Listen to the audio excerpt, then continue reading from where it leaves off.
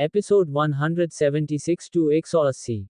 Gym restaurant में ज्यादा नहीं आता था। ज्यादातर समय वह माइकल को ही इस जगह को संभालने देता था। चूंकि जिम माइकल पर नजर नहीं रख सकता था, क्योंकि वह बहुत दूर था, इसलिए रेस्तरां में माइकल की प्रतिष्ठा स्वाभाविक रूप से समय के साथ बढ़ती गई। हालांकि जिम के सामने वह एक छोटा लड़का ही था। अरे नहीं, मिस्टर विंगई यहाँ हैं। हे, मुझे यकीन है कि वह बच्चा अब भाग नहीं पाएगा। वह बहुत बेवकूफ है। अभी उसे इतना अहंकारी होने के लिए किसने कहा? हो सकता है कि वह माफी मांगकर और मुआवजा देकर इस समस्या को हल कर सके। मुझे यकीन है कि मिस्टर विंगर उसे माफ नहीं करेंगे। डग को जमीन से ऊपर उठाने में मदद की जा रही थी। उसका चेहरा खून से लथपथ था। जब उसने जिम को देखा, तो उसने ऐसा व्यवहार किया जैसे उसने अभी अभी अपने उद्धारकर्ता को देखा हो। वह रोया और बोला, सर, आपको मेरी मदद करनी होगी। उस बच्चे ने मुझे इस तरह से बनाया है।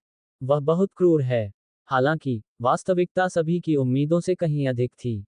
जिम ने मोसेबी भाइयों पर ध्यान नहीं दिया। डग और माइकल मोसेबी कौन थे?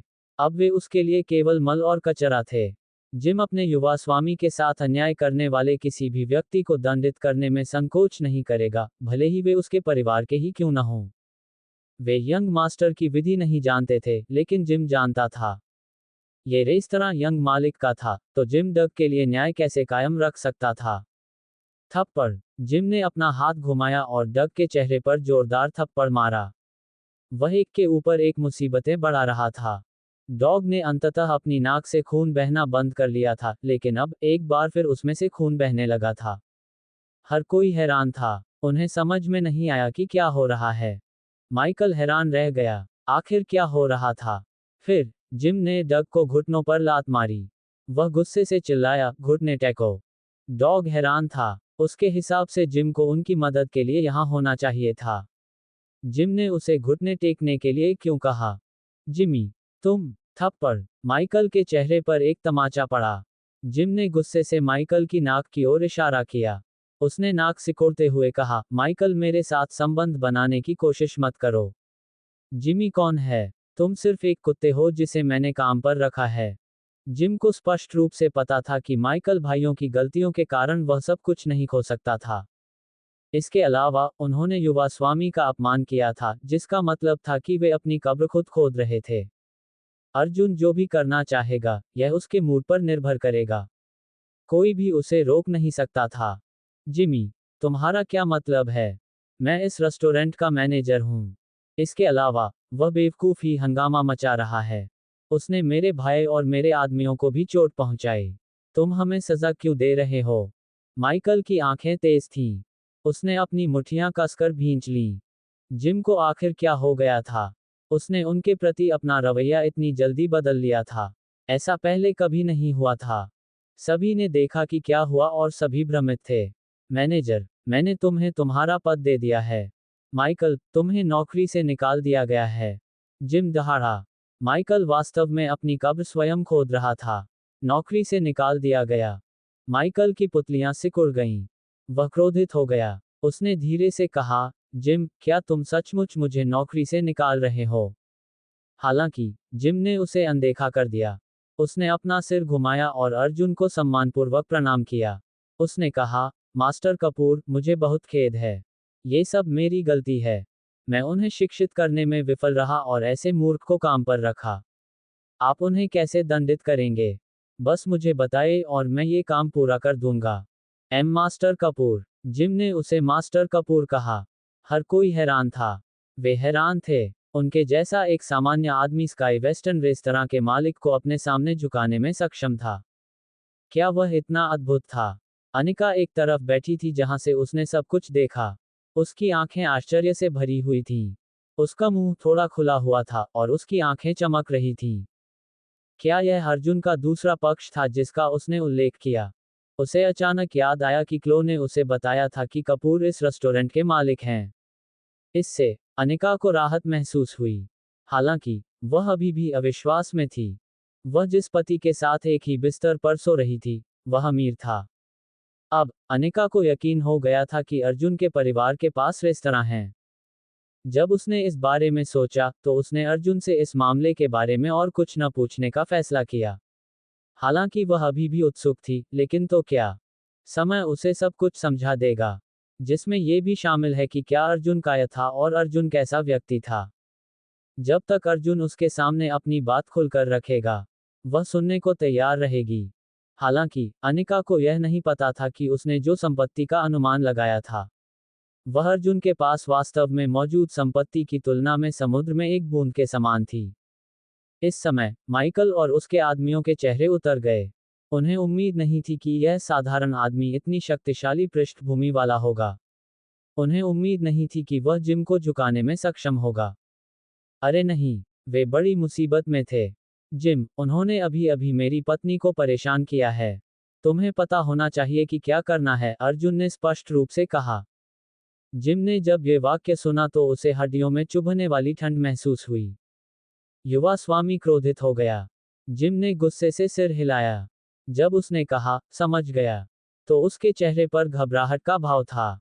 फिर उसने पलटकर माइकल के पेट पर लात मारी। माइकल अपने चेहरे पर गिर पड़ा। जिम ने माइकल पर उदासीनता से चिल्लाया, माइकल मोसबी, अब से तुम मेरे रेस्तरां के मैनेजर नहीं हो। माइकल बहुत गुस्से में था। उसका पूरा शरीर कांप रहा था। भाड़ में जाओ, जिम विंगर, यह मत सोचो कि मैं तुम्हें कुछ नहीं करूंगा क्योंकि तुमने मुझे नौकरी से निकाल दिया है। मेरे यहाँ 10 से ज्यादा आदमी हैं। क्या तुम्हें लगता है कि अगर हम दंगे शुरू कर दें तो तुम उसे संभाल पाओगे? माइकल बहुत क्रूर था। वह अपने पक्ष में ज्यादा लोगों की मौजूदगी पर भरोसा कर रहा था। फिर वह जमीन से उठा और अपना पेट रगड़ने लगा। जब उसने ऐसा कहा तो उसके आदमी उनके पास आए। उसके आदमी उन्हें मजबूर करने की कोशिश कर रहे थे। जिम का चेहरा काला पड़ गया था और वह माइकल के आदमियों से चिल्ला रहा था, क्या तुम अंधे हो? क्या तुम नहीं जानते कि मैं कौन हूं? जिम विंगर, अगर किसी ने एक और कदम उठाने की हिम्मत की तो मैं उनके पूरे परिवार को मार डालूंगा।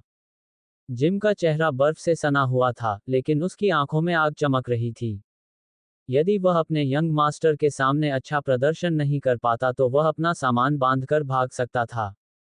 जब उन्होंने जिम को गुस्से में देखा तो वे डर गए।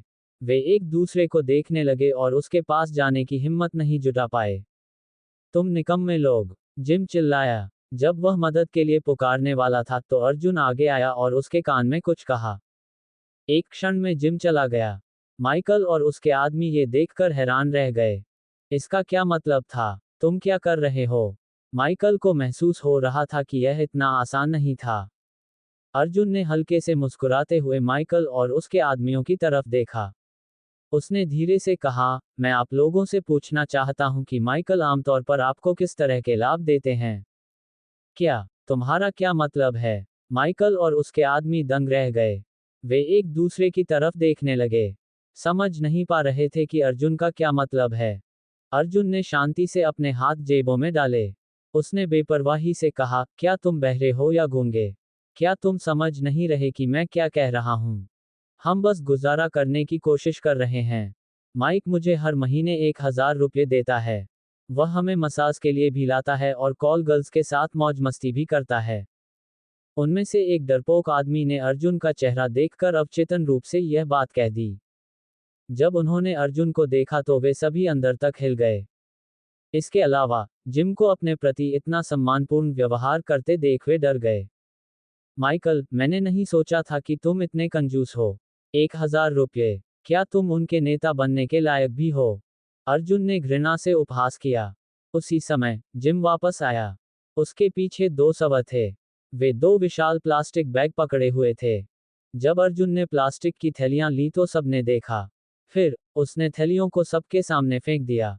एक क्षण में सबकी आंखें चौड़ी हो गईं। वे सब पैसे थे। 100 रुपए के नोट। यहाँ लगभग 500,000 से 600,000 रुपये थे। अर्जुन ने उस व्यक्ति के पैरों पर नकदी की एक गड्डी फेंकी जिसने बात की थी और कहा, 40,000। ये तुम्हारा इनाम है। तुम आज रात जिस भी मसाज पार्लर में जाओगे, वहां जितनी चाहो उतनी औरतें पा सकोगे। ये पैसे लो और चले जाओ। वह व्यक्ति जिसने पहले उत्तर दिया था, दंग रह गया। उसे विश्वास ही नहीं हो रहा था। वह फर्श पर पड़े पैसों के बंडलों को देख रहा था और कांप रहा था। वह बहुत उत्साहित था। वह इसे लेने के लिए इंतजार नहीं कर सकता था। वह 40,000 था। वह एक साल में भी इतना नहीं कमा सकता था। अर्जुन तो बस ये सब बता रहा था, सिर्फ इसलिए कि उसने उसके एक प्रश्न का उत्तर दे दिया। उसने बिना किसी हिचकिचाहट के नीचे झुककर पैसे उठा लिए। फिर वह उत्साह से मुस्कुराया और तारीफ करने लगा। धन्यवाद, मास्टर कपूर। वह आदमी इतना उत्साहित था कि उसकी आवाज बदल गई। वह अर्जुन को बार बार प्रणाम करता रहा और उसके पैसे लेकर भाग गया। फिर अर्जुन ने हिम्मत करके सबके सामने नकदी की और गड्डियां उछालीं। वह एक बार में कुछ गड्डियां उछालने में कामयाब रहा। ऐसा लग रहा था जैसे वह बस मजाक कर रहा था। अर्जुन को कुछ कहने की जरूरत नहीं पड़ी। माइकल के सभी आदमी नीचे झुके और पैसे उठाने लगे। धन्यवाद, मास्टर कपूर। धन्यवाद, मास्टर कपूर। 1 मिनट से भी कम समय में जिन लोगों पर माइकल भरोसा कर रहा था, वे सभी चले गए। जब पेड़ गिरा तो बंदर तितर बितर हो गए। वे ठोस नकदी से मुंह नहीं मोड़ेंगे। जो ग्राहक ये दृश्य देख रहे थे, वे सभी गहरी सांसें लेने लगे। वह बहुत क्रूर था। ये पहली बार था जब उन्होंने किसी को इस तरह से पैसों के साथ खेलते देखा। कैसा नवधनाढ्य! क्या अमीर लोग इसी तरह काम करते थे? वे बहुत ईर्ष्यालु थे। जब कोई अमीर आदमी इस तरह का व्यवहार कर रहा हो तो किसी के लिए उससे ईर्ष्या न करना मुश्किल था। हालांकि रूबी और उसके दोस्त इस अवसर से चूक गए। अगर उन्होंने इसे देखा होता, तो वे अर्जुन पर कैसे फिदा होते। रूबी बिना किसी हिचकिचाहट के हॉवर्ड को छोड़ देगी। फिर वह अर्जुन को बहकाने की कोशिश करेगी। इस समय माइकल का पूरा शरीर कांप रहा था। उसने जो कुछ देखा, उस पर उसे विश्वास नहीं हुआ। उसके सभी आदमी उसे हजारों डॉलर लेकर छोड़ गए। वह बच्चा बहुत अमीर था। माइकल घबरा गया था। वह डरा हुआ था। उसके भाई ने किस तरह के व्यक्ति को अपमानित किया। अर्जुन ने घबराए हुए माइकल को देखा और कहा, तुम्हें क्या लगता है मैं तुम्हारे साथ क्या करूंगा? माइकल ने जब ये सुना तो उसे पसीना आने लगा। एक पल में माइकल जमीन पर घुटनों के बल बैठ गया और बार बार अर्जुन के सामने झुकने लगा। उसने कहा, मास्टर कपूर, मैं गलत था। मैं भ्रमित था। मैं आपकी महानता को पहचानने में विफल रहा। कृपया मुझे माफ कर दें। कृपया मेरे भाई को माफ कर दें। माइकल के सिर को फर्श पर पटकने की आवाजें गूंज रही थीं। डॉग एक तरफ खड़ा था और उसका पूरा शरीर लंगड़ा रहा था। जब उसने अर्जुन को पैसे इधर उधर फेंकते देखा, तो उसे समझ आ गया कि वह आज रात यहीं मर जाएगा। जब उसने सामने देखा तो अर्जुन ने जो साधारण स्पोर्ट्स जूते पहने थे वे थोड़े गंदे लग रहे थे। उसने डर के मारे अपना सिर उठाया और उस बर्फीले चेहरे को देखा।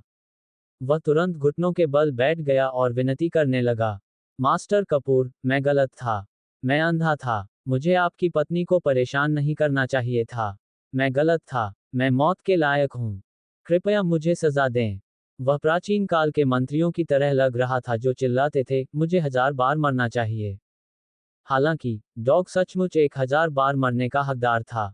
अर्जुन ने उसे ठंडे अंदाज में देखा और जिम से कहा, उनका अच्छे से ख्याल रखना। मैं उन्हें खड़े होकर बात करते हुए नहीं देखना चाहता। जिम ने तुरंत सिर हिलाया और कहा, Roger, young master. Master Kapoor, कृपया मुझे माफ कर दीजिए। कृपया मेरे भाई को माफ कर दीजिए। माइकल जमीन पर घुटनों के बल बैठ गया और बार बार प्रणाम करता रहा। बार बार की गई हरकतों से उसका माथा खून से लथपथ हो गया था। तुम कौन हो? मास्टर कपूर से भीख मांगने की तुम्हारी हिम्मत कैसे हुई? तुम्हें मास्टर कपूर को नाराज करने के परिणाम पता होने चाहिए। जिम उसके पास गया और उसे लात मारी। अर्जुन ने पलटकर सब कुछ अनदेखा कर दिया। उसके पीछे से माइकल ने अत्याचारी ढंग से दहाड़ते हुए कहा, अर्जुन कपूर, मैं तुम्हें कभी माफ नहीं करूंगा। उसके ऐसा कहने के बाद जिम उसके पास गया और उसे फिर से लात मारी। तुम लापरवाह मूर्ख हो। यंग मास्टर को धमकी देने की तुम्हारी हिम्मत कैसे हुई? तुम सच में अपनी कब्र खुद खोद रहे हो। अर्जुन ने अपनी जगह पर रुककर आह भरी। उसने ठंडे स्वर में कहा, जिम, मैं उन्हें मुंबई में फिर कभी नहीं देखना चाहता। ये कहने के बाद वह अनिका के पास चला गया। आओ, घर चलें। अर्जुन ने दुल्हन की तरह अनिका का वेश धारण किया और सबकी भयभीत और ईर्ष्या भरी निगाहों के बीच रेस्तरां से बाहर चला गया। अनिका अर्जुन की बाहों में सिमट गई। उसकी पतली बाहें अर्जुन की गर्दन के चारों ओर लिपटी हुई थीं। उसकी आंखें लाल थीं। जब उसने अर्जुन को देखा तो उसकी आंखों में प्यार और प्रशंसा झलक रही थी। फिर उसने उसके होठों पर एक त्वरित चुंबन लगाया। धन्यवाद, अनिका ने मच्छर की तरह नर्म स्वर में कहा। वह बुरी तरह शर्मा रही थी। अर्जुन दंग रह गया। उसकी ठंडी आंखें तुरंत नर्म पड़ गईं। उसने खुशी से अनिका की ओर देखा और कहा, मैं तुम्हारा पति हूं। अर्जुन द्वारा अनिका को ले जाने के बाद भी हर कोई यह नहीं भूल पाया कि क्या हुआ था। उसी समय क्लो ऊपर से नीचे आई। उसका चेहरा बर्फ से सना हुआ था। उसकी खूबसूरत आंखों से घुटन भरी ठंडी चमक निकल रही थी। मिस सिन्हा, कृपया मेरी मदद करें। जब डॉग ने काव्या को देखा, तो वह उस पर झपटना चाहता था। हालांकि, काव्या के अंगरक्षक ने उसे तुरंत दूर धकेल दिया। उसे दीवार पर जोर से पटक दिया गया। यह अज्ञात था कि वह अभी भी जीवित था या नहीं। मिस, अंगरक्षक ने अपना सिर नीचे किया और सम्मानपूर्वक कहा। काव्या ने बेहोश डॉग को देखा और ठंडे स्वर में कहा, उसका ख्याल रखना। मैं नहीं चाहती कि अर्जुन को पता चले कि मेरा इसमें कुछ हाथ है। हाँ मिस। घर के रास्ते में अर्जुन और अनिका टैक्सी में बैठे थे। अनिका पूरे समय अर्जुन के ऊपर झुकी हुई थी। वह उसकी चौड़ी छाती और दिल की धड़कन को महसूस कर सकती थी। उसके दिल में बहुत सारे सवाल थे। अर्जुन, क्या आपके परिवार के पास कोई वेस्टर्न रेस्तरां है? अनिका ने पूछा। उसे यकीन था कि अर्जुन का परिवार रेस्तरां चलाता होगा। इससे पता चलता है कि अर्जुन एक अच्छा खाना क्यों बनाता था। अर्जुन ने सिर हिलाया और कहा, हाँ, यह मेरे पिता का है। कुछ देर चुप रहने के बाद अर्जुन ने अनिका को यह बात बताने का फैसला किया। उसने कहा, अनिका, दरअसल मेरा परिवार। हालांकि, इससे पहले कि वह आगे कुछ कह पाता, अनिका ने अपना शरीर बदल लिया और एक ज्यादा आरामदायक स्थिति में पहुंच गई। फिर, उसने अर्जुन की कमर पकड़ ली और अपनी आंखें बंद कर लीं। मैं थक गई हूं। अर्जुन ने बात करना बंद कर दिया। उसने उसे अपने दाहिने हाथ से पकड़ लिया और दोनों चुप हो गए। बहुत समय हो गया था जब वह अनिका के साथ इतना घनिष्ठ हुआ था। वह अनिका को कैसे बताए कि वह कौन है? शायद उसे दूसरा मौका ढूंढना चाहिए। अर्जुन कार से बाहर निकला और अनिका को वापस ओल्ड शर्मा मैंशन ले गया। माया आज बहुत उत्साहित थी। उसने पहले कभी इतने सारे सोने चांदी के गहने नहीं देखे थे। वहां 2 मिलियन नकद भी थे। माया रुपये के नोटों को पकड़े हुए सोना चाहती थी। अरे, तुम वापस आ गए। अनिका को क्या हुआ है? जब माया ने दरवाजे पर दस्तक सुनी, तो उसने दरवाजा खोला और देखा कि अर्जुन अनिका को ले जा रहा है। अर्जुन ने अनिका को उसके कमरे में ले जाकर उसके लिए उसकी हील्स और कोट उतार दिए। फिर, वह आंखों में श्रद्धा लिए बिस्तर के सिरहाने बैठ गया। वह अनिका को देख रहा था जो गहरी नींद में सो रही थी। उसकी सुंदर सुंदर भौहें थोड़ी सी सिकुड़ी हुई थीं। कोई भी बता सकता था कि वह कितनी तनावग्रस्त थी। अनिका, एक दिन तुम जान जाओगी कि मैं कौन हूं। जब ऐसा होगा, तो तुम धरती की सबसे खुश महिला हो जाओगी। अहाना भी सबसे खुश छोटी राजकुमारी बन जाएगी। अर्जुन ने धीरे से कहा और अपने हाथ से अहाना के गाल को सहलाया। उसकी आंखों में कोमलता विन के प्रति उसके अमिट प्रेम का सबूत थी। वह नीचे झुका और धीरे से अनिका के माथे को चूमा। जब अर्जुन कमरे से बाहर जाने वाला था, तो अनिका ने उसका हाथ पकड़ लिया।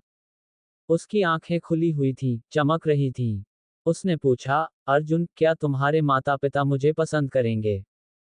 अनिका चिंतित था। अर्जुन के परिवार के पास कोई वेस्टर्न रेस्तरां था। इसका मतलब ये था कि वे बहुत अमीर थे। क्या उसके अमीर ससुराल वाले उसके जैसी सामान्य महिला को पसंद करेंगे? क्या वह अर्जुन के परिवार को शर्मिंदा करेगी? अर्जुन नीचे झुका और अनिका का हाथ थपथपाया। उसने कहा, चिंता मत करो, मेरे माता पिता तुम्हें जरूर पसंद करेंगे। जब हमारे पास समय होगा तो मैं तुम्हें उनसे मिलवाने ले जाऊंगा। अनिका ने सिर हिलाया और अपनी आंखें बंद कर लीं। उसके होठों पर हल्की सी मुस्कान थी। वह अपने सभी नकारात्मक विचारों से छुटकारा पाने में कामयाब रही। पृथ्वी पर सबसे खुश महिला। वह अर्जुन पर विश्वास करने को तैयार थी। 10 मिनट बाद, अर्जुन चुपचाप बेडरूम से बाहर निकल गया। फिर, माया जी ने अधीरता से उसे पकड़ लिया और उसे लिविंग रूम में बैठने के लिए मजबूर किया। उसने उसे एक कप चाय पिलाए और चापलूसी से मुस्कुराए। अर्जुन, मुझे बताओ, क्या तुम मिस सिन्हा के करीब हो? माया जी पूरे दिन काव्या और अर्जुन के रिश्ते के बारे में सोचती रही। इतना धनी व्यक्ति अर्जुन जैसे निकम्मे व्यक्ति को कैसे जानता होगा? वहां कुछ तो होगा जो वह नहीं जानती थी। हम ठीक हैं, अर्जुन ने सपाट लहजे में जवाब दिया। वह कैसे नहीं जानता कि माया जी का क्या मतलब था। वह फिर से कुछ योजना बना रही होगी। अर्जुन ऐसी सांस पाकर थक गया था। माया जी इतने लंबे समय से जीवित थी। वह कैसे नहीं समझ पाई कि वह क्या कहना चाह रहा था। वह समझ सकती थी कि अर्जुन उसे कुछ नहीं बताना चाहता था। वह बस दिखावा कर रहा था। अर्जुन के हाथ में पकड़ा हुआ कप छीनते ही उसका चेहरा उतर गया। उसने उसमें से सारा पानी कूड़ेदान में उड़ेल दिया और झल्लाहट में बोली, अगर तुम मुझे नहीं बताओगे तो इसे मत पीना। ये इंसानों के लिए है, किसी अवज्ञाकारी कुत्ते के लिए नहीं। क्या बकवास है। तुम्हारी सास तुमसे सवाल पूछ रही है और तुम अभी भी मुझ पर मुंह बनाने की कोशिश कर रहे हो। माया जी क्रोधित हो गई। अर्जुन को असहज महसूस हुआ। उसने अपनी नाक को छुआ और उठ खड़ा हुआ। उसने कहा, मैं अब वापस जा रहा हूं। माया जी उसे पसंद नहीं करती थी और उसके खिलाफ पक्षपाती थी। अगर वह यहाँ रहा तो ये दुखदाई होगा। इसलिए उसे जल्द से जल्द यहाँ से चले जाना चाहिए। जाओ, जल्दी से निकल जाओ, मैं तुम्हें देखकर पागल हो जाती हूँ। माया जी ने अब अर्जुन का मनोरंजन करने की योजना नहीं बनाई थी। उसने हाथ हिलाते हुए ठंडे स्वर में कहा। अर्जुन ने उसे बताने से इनकार कर दिया। इसलिए उसे जाकर व्यान से पूछना चाहिए। उसकी बेटी उससे झूठ नहीं बोलेगी, है ना? अपनी सास के घर से निकलने के बाद अर्जुन अहाना को देखने हॉस्पिटल गया। हेनरी की उपचार योजना से अहाना का शरीर ठीक हो रहा है। अगले सप्ताह उसकी सर्जरी हो सकती है। अहाना के ठीक हो जाने के बाद उसने अनिका और अहाना को वापस घर ले जाने की योजना बनाई। अंततः उन्हें उसके परिवार से मिलना ही था। उस समय अंततः उसकी पहचान उजागर हो जाएगी। अर्जुन को केवल घर पर मौजूद उस महिला की चिंता थी। आधी रात को अर्जुन धूम्रपान करने के लिए जगह ढूंढने के लिए हॉस्पिटल के कमरे से बाहर निकला। अचानक सूट पहने दो आदमी पीछे से उसके पास आए। वे सम्मानपूर्वक अर्जुन से 1 मीटर से ज्यादा दूरी पर खड़े हो गए। उन्होंने कहा, यंग मास्टर, मैडम ने आपको वापस जाने के लिए कहा है। अर्जुन ने भौहें सिकोड़ी। उसका चेहरा तुरंत ठंडा हो गया। अंततः वह समय आ गया। कुछ देर चुप रहने के बाद अर्जुन ने अपनी सिगरेट फेंक दी। वह हॉस्पिटल से बाहर चला गया और प्रवेश द्वार के सामने खड़ी एक बेंज कार में बैठ गया। कार रात में धीरे धीरे चलती हुई मुंबई की मुख्य सड़क से गुजरी। फिर ये स्कारलेट ब्रिज को पार करके पहाड़ी के अंधेरे में चली गई। उसके बाद ये पहाड़ी सड़क पर चलती हुई माउंट सिरस की चोटी पर एक जागीर पर रुकी। यह मुंबई का सबसे भव्य और मूल्यवान मनो था। अकेले निर्माण लागत 1 अरब रुपये थी। उन्होंने इस मनो के लिए पहाड़ का आधा हिस्सा खोखला कर दिया था। इसका निर्माण कार्य 7 साल पहले शुरू हुआ था। इसे पूरा होने में 3 साल लगे। इस विशाल परियोजना पर बहुत अधिक जनशक्ति, संसाधन और धन खर्च किया गया। इस जागीर के बारे में सबसे रहस्यमय बात यह थी कि कोई नहीं जानता था कि इस जागीर का मालिक कौन है। ऐसी अफवाहें थीं कि इस जागीर का मालिक बेहद अमीर और शक्तिशाली था। कुछ शक्तिशाली लोगों ने तो यहाँ तक कहा कि जो कोई भी इस हवेली का अतिथि बनेगा वह भविष्य में उनके उद्योग में दिग्गज बन जाएगा। और यह सच था। 4 साल पहले मैनर ने 4 मेहमानों को आमंत्रित किया था। उसके तुरंत बाद वे 4 लोग मुंबई में निजी लाभ के लिए चापलूसी करने में माहिर हो गए। उनमें से कुछ संगठनों में थे जबकि कुछ व्यापार जगत में थे। उदाहरण के लिए, मुंबई का सबसे अमीर आदमी जॉर्ज थॉमस मेहमानों में से एक था। कार रुकी और अर्जुन बाहर निकला। उसने सबसे पहले हवेली को देखा। ये वाकई बहुत आलीशान थी। ये पूरी तरह से सफेद संगमरमर से बनी थी। वहां एक लॉन था जो लगभग 1000 वर्ग फीट का था। प्रवेश द्वार के सामने फव्वारे के ऊपर एक देवी की मूर्ति थी। इमारत पश्चिमी वास्तुकला के अनुरूप बनाई गई थी। हवेली के हर 10 मीटर पर अंगरक्षकों के लिए एक चौकी होती थी। यहाँ सुरक्षा व्यवस्था बहुत कड़ी थी। इसकी तुलना व्यापार जगत के मुखिया की निजी हवेली से की जा सकती है। अर्जुन एक महिला बटलर का पीछा करते हुए हवेली में दाखिल हुआ, जो करीब 20 साल की थी। उसका शरीर बेहद खूबसूरत था। अर्जुन के वहां प्रवेश करने के बाद सभी लोग चुपचाप वहां से चले गए। चमकदार रोशनी वाले हॉल के अंदर का झूमर क्रिस्टल से विशेष रूप से बनाया गया था। सोफे और कुर्सियां भी कस्टम मेड थीं। फर्नीचर के निचले कोने पर सुनहरे मुकुट की शिखाएं थीं। अर्जुन बैठा नहीं, वह हॉल में खड़ा होकर इंतजार करता रहा। थोड़ी देर बाद एक मध्यम आयु वर्ग की महिला, जो सुंदर कपड़े पहने थी, क्रिस्टल सर्पिल सीढ़ियों से नीचे उतरी। वह साधारण लेकिन आलीशान ब्रांडेड कपड़े पहने हुए थी। उसकी 10 में से 5 उंगलियां हीरे और पन्ने की अंगूठियों से सजी हुई थीं। उनमें से प्रत्येक अंगूठी अत्यंत मूल्यवान थी। ये धन का सच्चा प्रतीक था। तुम्हारे पिता ने मुझसे कहा कि तुम ही वह बेटा हो जिसका वह सबसे ज्यादा ऋणी है। इसलिए उन्होंने मेरी पीठ पीछे अपनी सारी दौलत तुम्हें सौंप दी। उस महिला का नाम गायत्री था। वह दूसरी मैडम कपूर थी। वह अर्जुन की सौतेली माँ भी थी। कपूर परिवार के मुखिया रोजर कपूर की 6 पत्नियां थीं। बेशक केवल एक ही मुख्य पत्नी हो सकती थी। गायत्री रोजर की दूसरी पत्नी थी। कपूर दंपत्ति में सबसे अधिक शक्तिशाली भी वही थी। रोजर के गायब हो जाने के बाद गायत्री कपूर परिवार के आधे कारोबार के लिए जिम्मेदार थी। गायत्री एक सत्ता का लालच और महत्वाकांक्षी महिला थी। वह निर्दयी और अत्यंत षड्यंत्रकारी थी। गायत्री का मायका गोल्डन सिटी का सबसे शक्तिशाली और धनी परिवार था। परिवार में राजनीतिक कुलीनता का भी प्रभाव था। गायत्री ने रोजर से विवाह करने के बाद बहुत जल्दी ही कपूर परिवार के आधे कारोबार पर अधिकार कर लिया। गायत्री अर्जुन की जैविक मां नहीं थी। उनकी मां पहली मैडम कपूर थी। उनका निधन 13 साल पहले हो गया था। अर्जुन कपूर में सबसे बड़े थे और पहली पत्नी के पुत्र भी थे। गायत्री आंटी, आपने मुझे आधी रात को यहाँ क्यों बुलाया? क्या आप मुझसे विरासत के बारे में बात करने जा रही हैं? अर्जुन ने अपने होठों को सिकोड़ लिया। उसके चेहरे पर हल्की सी मुस्कान थी। अर्जुन, मुझे पता है कि 13 साल पहले जो हुआ उससे तुम्हें बहुत दुख पहुंचा है। तुम्हारे पिता भी अपने पापों में जी रहे हैं। कपूर दंपत्ति सभी दुख में हैं। वापस आओ और मेरे साथ अपने पिता से मिलो। गायत्री जी की आवाज में एक ठंडापन था। ऐसा लगा जैसे वह उससे दूरी बनाए हुए थी। वह नहीं बता सकता था कि यह महिला क्या सोच रही थी। अर्जुन ने अपना सिर हिलाया और कहा, मैं भूल गया कि 13 साल पहले क्या हुआ था। इसके अलावा, अगर मैं आपके साथ जाऊं तो क्या मुझे वापस आने का मौका मिलेगा? अर्जुन का दिल दर्द से धड़क उठा जब उसे याद आया कि कैसे उसकी मां उस आग में मर गई थी। उसने इसकी जांच के लिए किसी को नियुक्त किया था। सारे संकेत उसके सामने खड़ी इस महिला की ओर इशारा कर रहे थे। यह महिला बाहर से शांत दिख रही थी, लेकिन अंदर से उसका दिल बहुत बुरा था। क्या तुम सचमुच इसके बारे में भूल गए हो? गायत्री ने पूछा। हॉल एक बार फिर सन्नाटे में डूब गया। दोनों ने एक दूसरे की तरफ देखा। वे दोनों यह अनुमान लगाने की कोशिश कर रहे थे कि दूसरा पक्ष क्या सोच रहा है। अर्जुन ने हंसते हुए विषय बदल दिया। आंटी गायत्री, मुझे बताओ, तुमने मुझे यहाँ क्यों बुलाया? तुम ऐसी औरत नहीं हो जो बिना किसी उद्देश्य के काम करती हो। अभी समय नहीं था। वह भी उससे लड़ नहीं सकता था। गायत्री मुस्कुराई और सोफे पर बैठ गई। उसने कहा, क्या तुम मुझे इस तरह देखते हो? अर्जुन ने कोई जवाब नहीं दिया।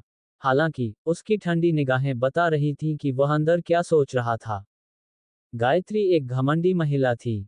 वह सोफे पर बैठी हुई थी और फिर भी वह अप्राप्य दिख रही थी। यह उसकी असाधारण सुंदरता के कारण था। भले ही वह 40 से अधिक थी, लेकिन वह 18 वर्षीय यंग महिला का चेहरा बनाए रखने में कामयाब रही। अर्जुन, मैंने सुना है कि तुम शादीशुदा हो और तुम्हारी एक खूबसूरत बेटी भी है।